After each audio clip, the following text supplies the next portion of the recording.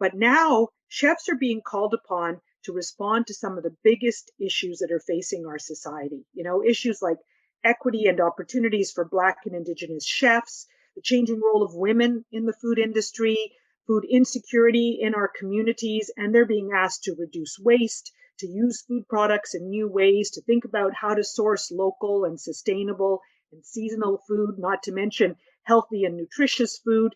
The whole food industry is going through massive changes, and those who are entering careers in this area will have to be really creative and passionate as well as being knowledgeable. So that's really what we're aiming for. Welcome to episode 22 of the FoodGrads Podcast, the podcast where we explore careers in the food, beverage, and hospitality industries. I'm your host, Veronica Hislop, a molecular science graduate student and career partner with FoodGrads. On this week's episode, I interviewed Professors Laurie Stahlbrand and Caitlin Scott of George Brown College in Toronto, Ontario. They are here to introduce the college's new Honours Bachelor of Food Studies degree, which combines culinary arts and a comprehensive food studies curriculum. It's the first of its kind in Canada and is meant to bring a new focus on justice, equity, sustainability, and health, and a new awareness of how these societal issues can be analyzed and resolved. Laurie and Caitlin spent this episode giving me the rundown on the program, including what coursework students can expect during their 4-year degree. This includes talking about the career paths the program sets you up for, which aren't just limited to being a chef.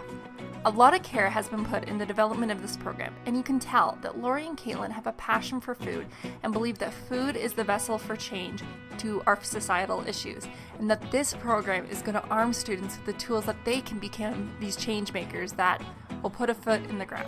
Before we dive into this episode, I just wanted to mention that at the time of releasing this episode, there is still time to apply to the program for the September 2021 start. So if you're interested in that, check out the links in the episode to find out more information.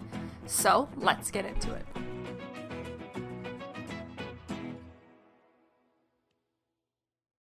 This is going to be my first podcast, everyone, with two guests, so let's see how that goes. But I'm excited to introduce that I will be speaking with two professionals who work with George Brown College. Thank you so much, Caitlin and Laurie, for coming on the show. You're going to be speaking to us about a very exciting program that I, if I was a student, would have loved to have taken had I been starting my career journey.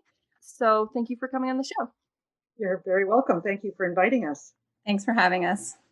Excellent. So let's jump into finding out more of why you're here, and that is to talk about the new program, which is the Food Studies program at George Brown College. So could you tell both myself and the audience a little more about what this new exciting announcement is? So the new Bachelor of Food Studies degree at George Brown College is in the chef school. And college degrees are really unique in that they offer applied practical skills in addition to a rigorous academic program. And so with this program, we're really aiming to cover a wide variety of food studies issues. And obviously, students will get the culinary skills that our chef school's so famous for. Food studies is also really a big growing field, and it's very interdisciplinary. So people in the field are looking at a lot of different issues. We're also looking for students who really want to cook first and foremost. So as more and more degrees come out in food studies, this offers a really unique opportunity because it combines the food studies curriculum with the culinary skills. Laurie, did you have anything to add on that? Well, I totally agree that there is no other degree that combines this comprehensive culinary education with a real understanding of food system issues.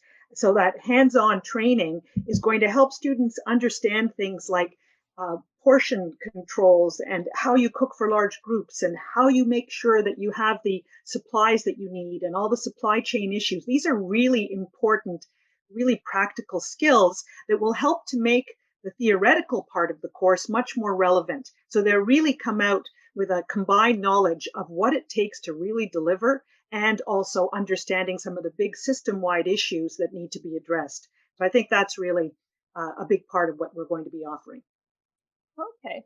Just to clarify, could you just give a brief synopsis of what exactly the program is? Is it a 4-year program, a 2-year? What is the overall gist of it? It's an honors Bachelor of Food Studies. It's the first of its kind in Canada. It's a full 4-year honors degree, as you would find at any other university or college, focused on 4 pillars: sustainability, equity, health, policy and politics, and combined with culinary training. So in a nutshell, that's it.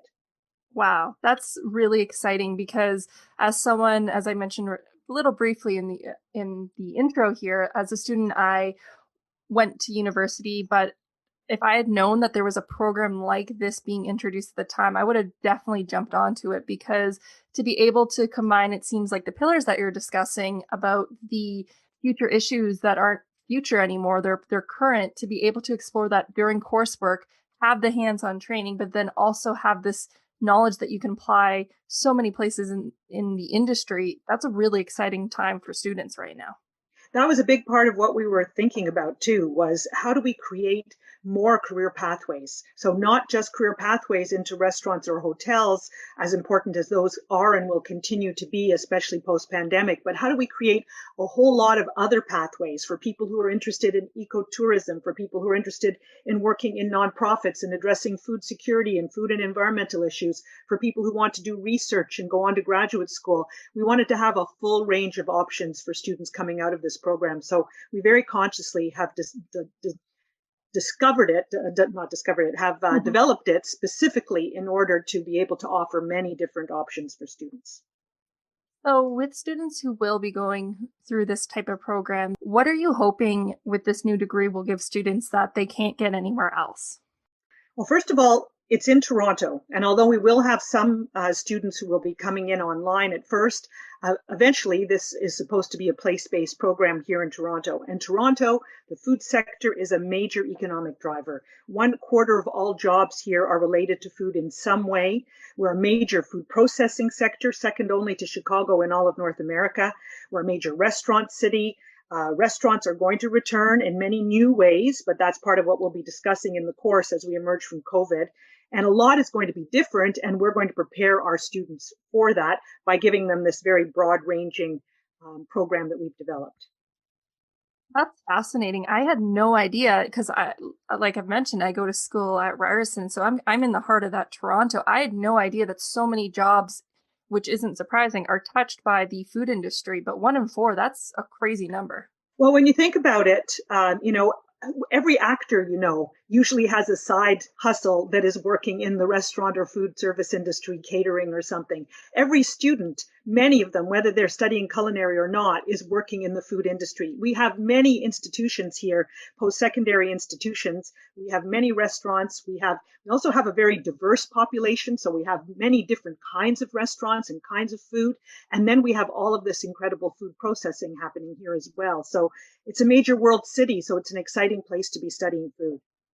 For sure. And I would imagine that having it based in Toronto, would this also play a role in the type of curriculum, or is it, how do I want to put this? How does this reflect on the curriculum at all, or how would being Toronto based reflect that? Well, I think being in Toronto, obviously, as Lori mentioned, we have access to such a wide variety of industry positions and areas for students to explore. I think another really interesting thing is that some of the largest food nonprofits are in Toronto. So we'll have a community engaged learning opportunities. And so students will really get a chance to experience the urban side of the food system. But a great thing about Toronto is that we are also so close to prime agricultural land. And so there will be opportunities for field trips to explore different types of food production systems that are, just quite close to the school. So that's one of the really exciting things that I look forward to. See, again, that's one of those things where I'm mentioning with the college experience that seems like George Brown really has nailed down that universities just don't really hold up to, is these opportunities for students to get that hands-on learning during their course time and not necessarily just through a co-op placement. Exactly. There will be a lot of community engaged learning opportunities. And of course, the work integrated learning, which does come specifically in our program between second and third year, is a summer internship where students will have the opportunity to work for some sort of food business or food organization. I think we're going to help students to make connections while they are doing the degree that will help them afterwards to find jobs. So one of the things that we've been talking about is what this overall degree is about, but I'm more curious to know a little bit more about the courses and the structure. What can students expect to be doing once they enroll in this program? Well, we can start off by telling you what our first year is about and the 4 pillars that I mentioned earlier: sustainability, equity, health, and policy. And these really represent the most important emerging issues in the food industry. So the sustainability pillar includes an understanding of food and climate change, food waste, different food production methods, issues around fisheries and the availability of seafood, and all sorts of things like that.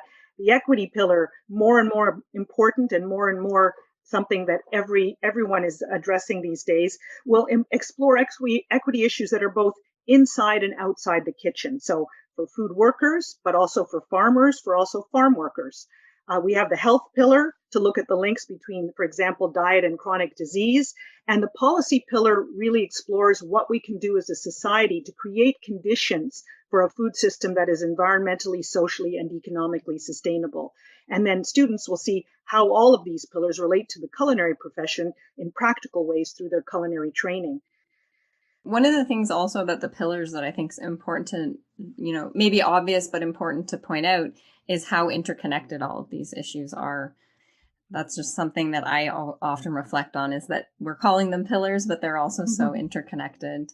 And you see that in our curriculum because a lot of these pillars show up multiple pillars will show up in every single course that you're taking. And so in the first year, we've got some introductory courses to food studies to really allow students to wrap their head around what food studies means, what it's all about, what are the different disciplines that it's drawing on, and the different knowledge that contributes to this idea of food studies.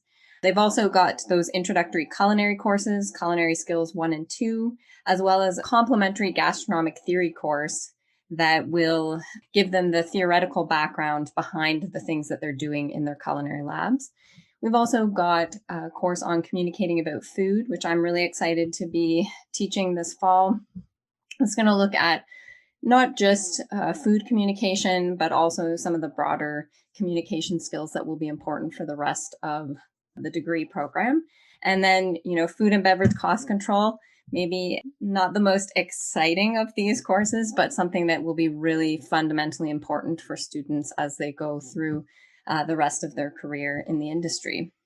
We also in first year have a course on food literacy, which I'm also excited to be teaching in the winter term, that looks at the term food literacy and unpacks what it means and what we're talking about when we ask whether someone is considered food literate. In the second year, I don't know if, Laura, you want to jump in or if you want me to continue. Sure. So as we go into the second year, we start getting a broader look at food production. So we look at food from the land. So all the different production methods for food and how all the controversies around different production methods in food. We also will look at food from the sea. Again, an area where there's a lot of controversy, a lot of change happening. Aquaculture and the sustainability of certain fisheries are all going to be in the discussion, and just learning more about how important food from the sea is for so much of the global population. We'll have also a course in second year, which will be about Indigenous food systems, which will be developed and taught by an Indigenous scholar that will look at many of the traditions, but with a focus on what is happening in the area that we are on right here in Toronto, which is the home of the Haudenosaunee and the Wendat peoples and Mississaugas of the Credit. So looking at our own traditions here, but also looking more broadly at Indigenous food traditions throughout the Americas. We're hoping that will be part of that program, that course. We'll be looking at food movements. So there have been many food movements over the years that have had a big impact, often tied to environment, sometimes tied to hunger or to equity, tied to many different issues in our society. And we'll be exploring some of the ones that have had major change in society and some of the ones that are emerging right now. And of course, we'll be looking at things like research methods. So actually giving students a really good, solid grounding in how to do academic level research, what it takes to research, how to think critically and think about different sources in ways that you can really go to anything and analyze it and figure out where it's coming from, how it's positioned, and what biases might be there. Because, of course, no knowledge is objective, and there's always a point of view. So how do you determine what that point of view is? And then, of course, in second year, we will also have the cooking program. So still food for special events, patisserie production, essential flavors of the modern kitchen. These are all parts of the program in the second year. So you'll continue with all of your culinary training in the second year. And then in between second and third year is when we do the work integrated learning, which is a whole summer of paid work experience in a range. We're starting already to develop what can be some work integrated learning opportunities. And one of the great things about having something like a work integrated learning opportunity is that it will give students a chance to explore different career paths and try new experiences, which will help them figure out where in the food systems work does their passion lie, what kind of jobs might interest them going forward. And this will be a great chance to kind of get your feet wet in that area. That takes us right through until third year. We're happy to go on if you'd like, or we can come back to that a little bit later. Well, one thing that stands out to me is that I just love the approach that the school is taking in terms of food in this like holistic way, that although it is something that nourishes us, that it's interconnected to everyone's entire lives, whether that you're talking about the sustainability factor, the policy, and all these skills that you're learning. It's such a holistic way of looking at the entire food system through this program. So I just think that I want to point that out because it's just so exciting, and I love that. That is the great thing about food. I mean, food really does connect us all. We all need to eat every day. And the more we understand about where our food comes from and how it's been produced, the more we can make smart choices for ourselves, for our families, and for our planet and our society. So it's really a fantastic area. As Caitlin said, we have pillars, but they're not silos. Everything is interconnected. I can't imagine anyone not enjoying learning about food quite truly, and we are both very passionate about it. So we hope we can communicate that passion to our students. And as well, as you mentioned before, Caitlin, about the communication, that course that'll also be taught during their program. Again, that stands out to me because everyone has a voice or experience with food, but to be able to be taught at an academic level, proper communication skills and related to the food industry, I think that's a really unique course that I don't see anywhere else. Communicating about food is a bit different. You have a variety of other sensory ways of thinking about food or communicating about food. And so I'm having a food stylist come in and do a little food styling workshop, and we'll talk about food photography. And so it's kind of exciting to also think about it in an not quite so academic way, but also think about the academic debates and implications of, when we Instagram our food, what kind of food are we promoting all the time? The foods that tend to be the most visually appealing, but maybe are not the best for the environment or for our health or for reducing food waste. So I'm excited to combine those academic debates and thinking with the more practical skills that you might need to communicate regardless of what your career is. Wow, that's so cool. So I will get us to continue on a little bit more. We've reached our first year, we're in our second year, and we've covered a lot. So what can I expect moving forward if I was a third year student? Third year, we're going to be looking more specifically at nutritional epidemiology and public policy. There will be a nutrition module that will be part of the food literacy course. Students will also learn, they'll take the Safe Serve course for working in restaurants and bars, and they'll also be doing basic sanitation for working in restaurants in their first year. And then we start thinking about how these different topics start to apply to policy. So we have one course on food policy and law that looks at the differences between policies, laws, and regulations and the roles they've played in all sorts of things like the regulation of trade, the preventing of food fraud. They'll learn how food policy intersects with all sorts of different issues and how societal norms influence how policies are developed. We're going to talk about the concept of public good as it applies to food. Like, what is the public good? And is food a public good? It's something that has so much of an impact on our society. So that's one. We'll be looking at the evolving kitchen and the role of chefs in a kitchen that is changing and becoming more aware of issues around sustainability and waste and good utilization of food, that kind of thing. We'll be looking at global food and beverage history and food in the nonprofit sector. I touched on that a little bit earlier on how important the nonprofit sector has been in raising food issues and dealing with issues like food insecurity. And if students are interested in working in the nonprofit sector, this is a big area. There are more than 2 million people in Canada who are employed in the nonprofit and charitable sector.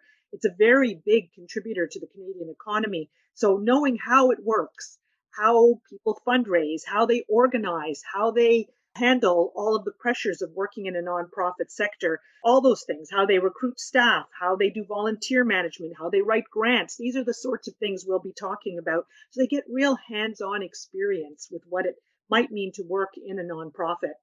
And then we'll be talking about food service and sustainability in the food service industry and what's changing in the food service industry. Another big area of jobs that we don't often think of when we think of chefs, we automatically think restaurants. But in fact, there's so many different areas where people with culinary skills can work. And things around sustainable consumption. And what does sustainable consumption actually mean? Is there such a thing as a sustainable diet? And looking at packaging and processing and debates around meat consumption and all of those sorts of things will be really important in that course. And then looking at things like Canadian food history and culture. So that would take you through your third year, and then perhaps you would like to do fourth year. So in our fourth year, we have a course on global food politics. So looking at some of the global governance issues around food trade globally or financialization. Lori will be teaching a course called Food Equity in the City, which I think will be really interesting for students. Looking at some of the food issues that are particular to the city and thinking about coming back to food in the nonprofit sector, the role of some of the nonprofits in the city, and even debates around food charity and the role of policy in dealing with poverty and, how all these things come together. We also have, of course, Chefs as Agents of Change that will kind of unpack what does it mean to be an agent of change first, and then look at, some of the big chefs that have played a role in creating change in the food system and what sort of role can chefs play in changing the food system. One thing I'm also particularly looking forward to is we have a full year capstone course. So it's split up into capstone 1 and 2, but it will be an opportunity for students to work on a project of their choosing. And so they'll really get to do something that they're passionate about there. And we're opening that up to them to do either a more traditional research project, or they can do something that's more focused on a nonprofit project or proposal, maybe a business proposal, or even thinking about if they want to go into more food education, developing some curriculum around something that they're excited about. There'll also be a special topics course, which is yet to be determined, but that will be sort of looking at something that's really relevant at the time and also based on the expertise of whoever is going to be teaching it.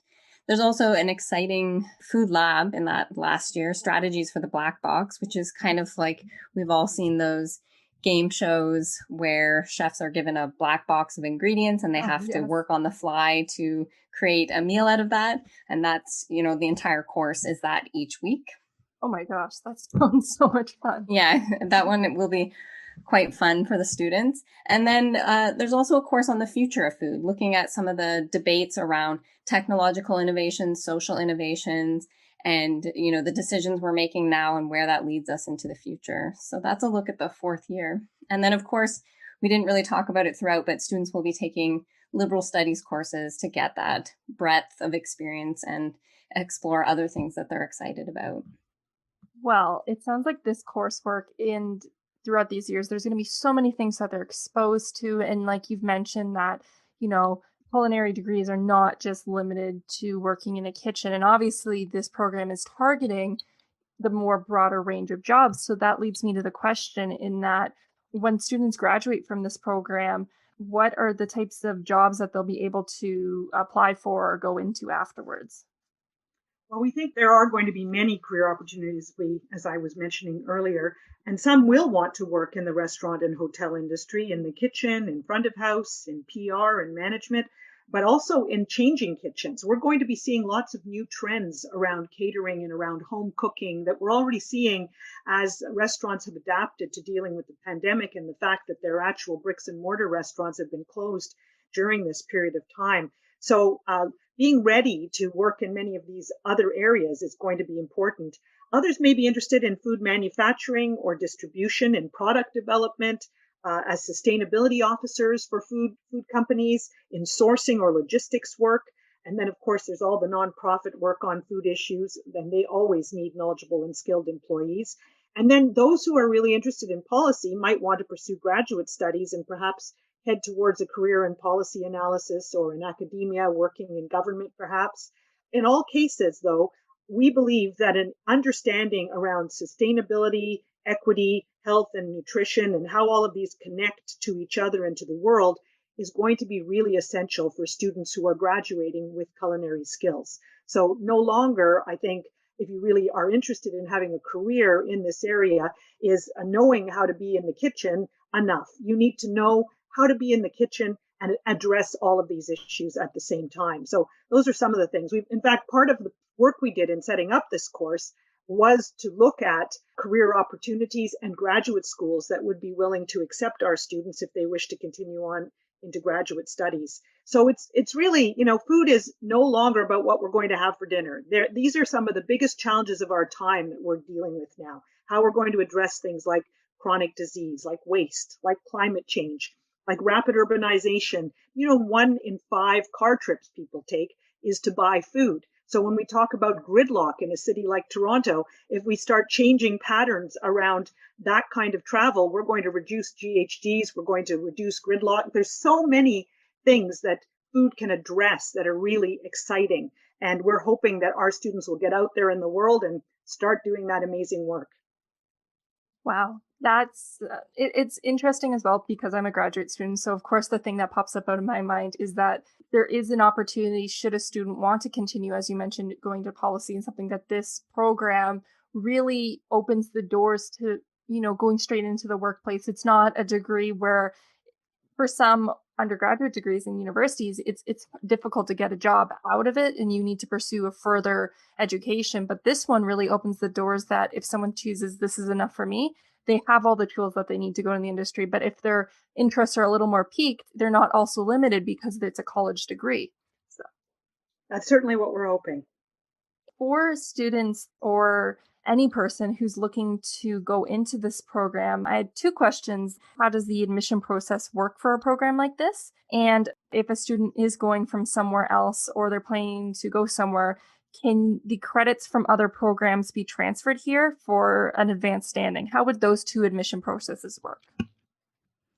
I can speak to that. So for domestic students, they would apply through Colleges Ontario, and that is linked through our website.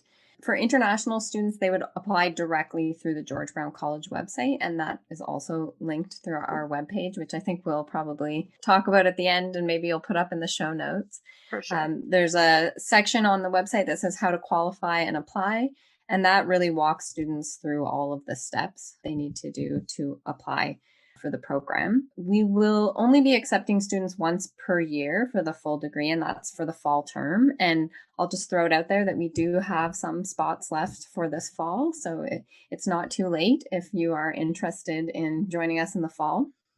In terms of advanced standing, the way that it will work is what's called a bridge program, and students who have taken a 2-year culinary diploma at George Brown, but also from other colleges, will be eligible to apply to the bridge program. And that will occur during 2nd and 3rd year. So for us, it'll be launching in 2023.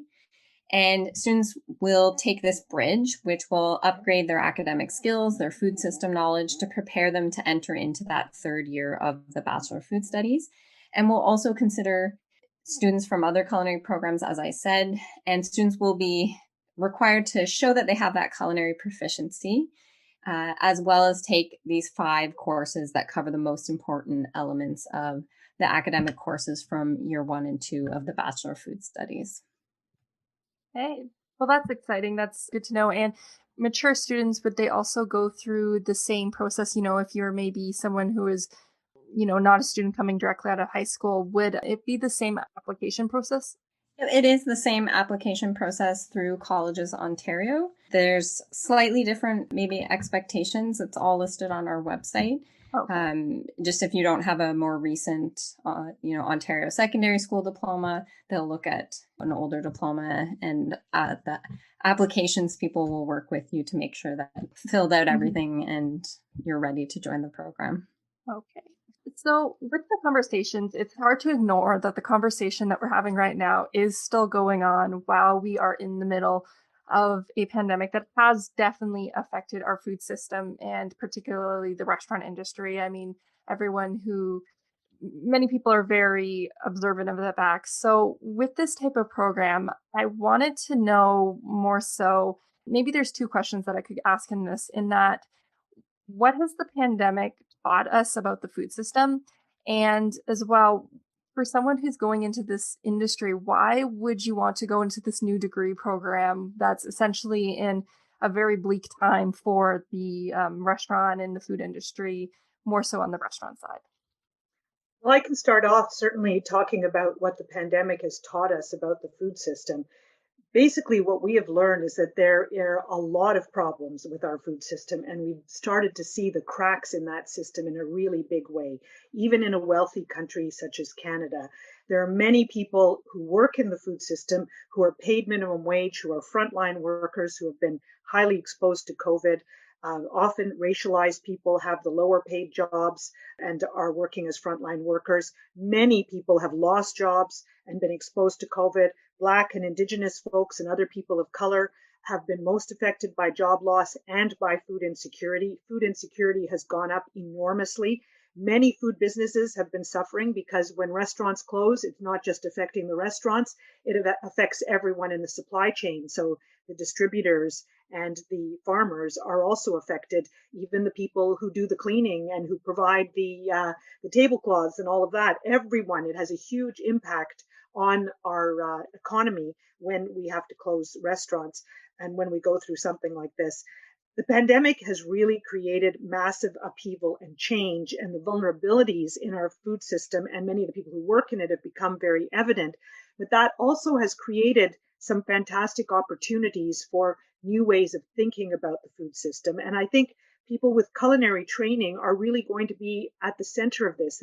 Chefs will be taking center stage, I think, as they have been starting to do over the last while, as agents of change. And, at one time when we thought about food, we were thinking about flavor, about cooking skills, or about a focus on entertainment and with the rising popularity of cooking shows, that sort of thing.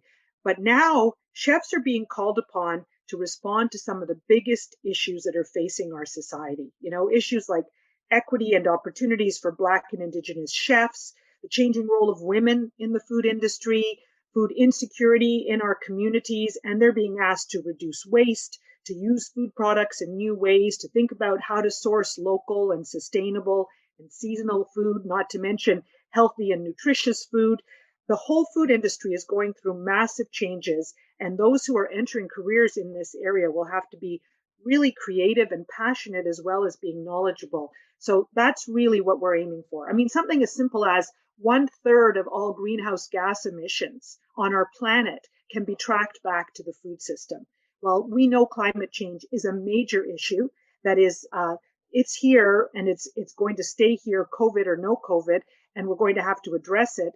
And so if we can think of some creative ways to be addressing that and creating jobs at the same time that are dignified and that are full of where people with passion can work, well, that's really going to be a huge success in our books. So I think the pandemic has shown us that we have a lot to work on, but also shown us that when we do become aware of these problems, there's a lot that we could be doing.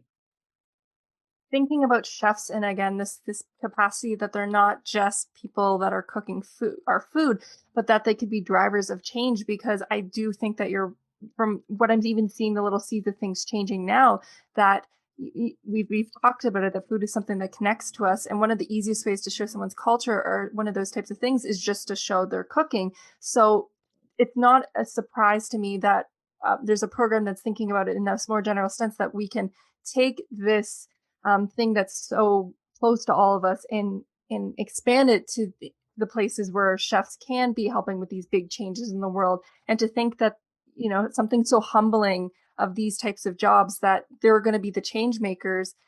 I think that's so exciting. And I'm so happy that I can be on this podcast to promote that this is where this program's seeing, and this is what we're going to be promoting. And it's the first in Canada to address this from this particular point of view, from the point of view of people who are skilled in culinary. Who do you think that this program is going to be the best suited towards? What type of students are you looking for? One of the things that I think is really important for students coming in is that they bring curiosity and creativity and citizen engagement. Particularly the curiosity piece stands out for me as something really important for students coming in, because the food system is so complex. There are so many challenges. It's really important to never assume that you have all the answers. And so to come in with that curiosity and that critical thinking is really important. And then obviously the big one, a love of food and a love of cooking, is going to be really important, because if you don't love to cook and you don't love food, you'll probably struggle in the program. Not to say that cooking is the only path, because we do have students coming into the program that aren't necessarily focused on, becoming the next great chef, but that love of food is going to be really important to take them through the program. And I think we're also looking for students who are what my late husband used to call solutionaries, people who want careers that work on solutions to some of the big food issues of our time, that are and willing to really put the energy into being creative in that way. I think that's a big part of what we're hoping will come out of this program. So speaking about passion, with the two of you, I was curious, we've been talking about all these students that will be coming into the program, but why have you gotten into the food industry? Where does all your passion for wanting to have this really cool program come from? You want to start, Caitlin?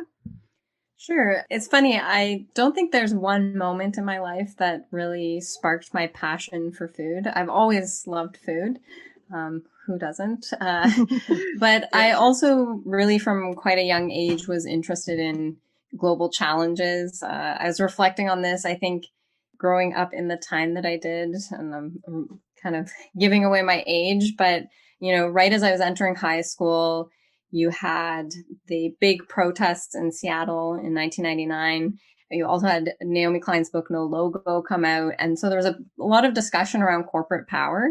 And I know that doesn't seem related to food, but I kind of circle back because once I did my master's, I got really interested in the political economy of the food system, who wins, who loses, and who has power in the food system. And that led me to my PhD research that was looking at big food companies and how they shape discourse around sustainability, and particularly in relation to this concept of sustainable diets that emerged in 2010. And I was particularly interested in this also because I have a real interest in nutrition, because I also powerlift, and it's really important to pay attention to your nutrition for performance and also to make a weight class. So it was kind of all of these things coming together that got me really interested in food and kind of also shaped my perspective on the food system. Yeah, and although Caitlin and I share many, many views on how we need to start to think about some of the problems in the food system, I have a completely different background. I actually come from a family where you would have called my parents health food nuts, back in the 60s. And, we always had a huge vegetable garden. They baked their own bread. We were experimenting with vegetarian meals and chickpeas and things, which very few people at that time in mainstream society were eating. I come from Swedish and Ukrainian background, so used to eating foods from different cultures, and my parents were very interested in foods from different cultures.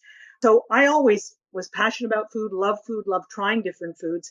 But then what really brought everything together for me was in the late 80s, I became involved with the environmental movement, particularly looking at the polarization between jobs and the environment. We kept hearing that, oh, well, if we're going to have jobs, we've got to cut those forests. We've got to fish away all those fish. We've got to, do this or that to the land. And I was really interested working with my late husband, Wayne Roberts, on how do we create dignified jobs that work with the environment. And we really saw food as a linchpin to a new green economy. So that was something that became a common passion that we both worked on.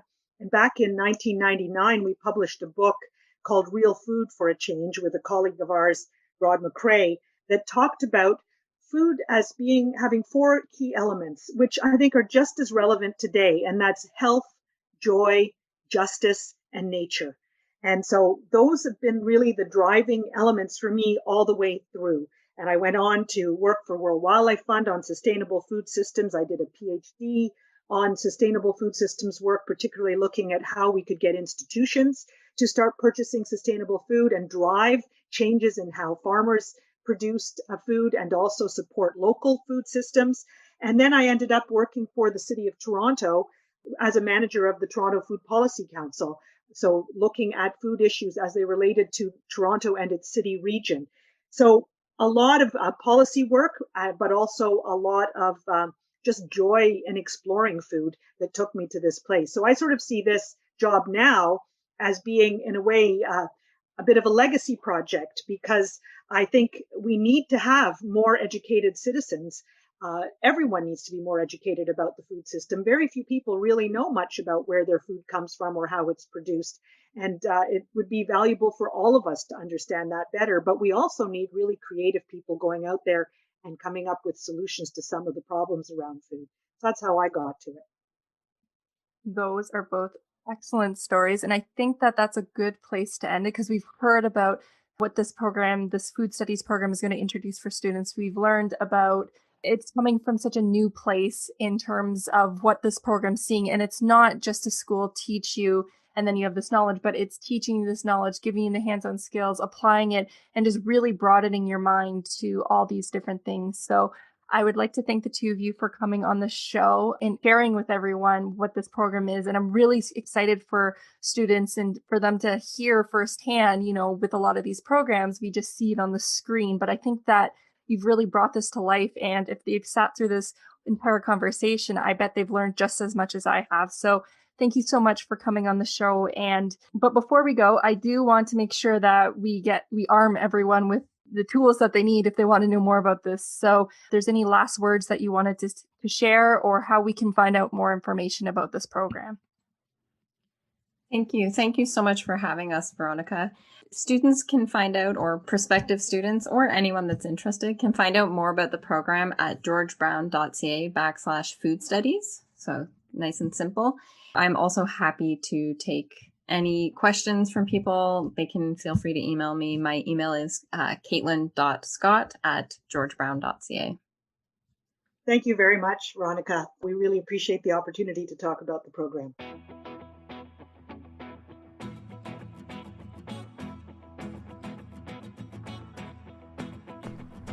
That was episode 22 of the FoodGrads Podcast. All the notes to this podcast can be found on the FoodGrads website by clicking the podcast tab on the homepage. There, you can find the notes to any past or future episodes.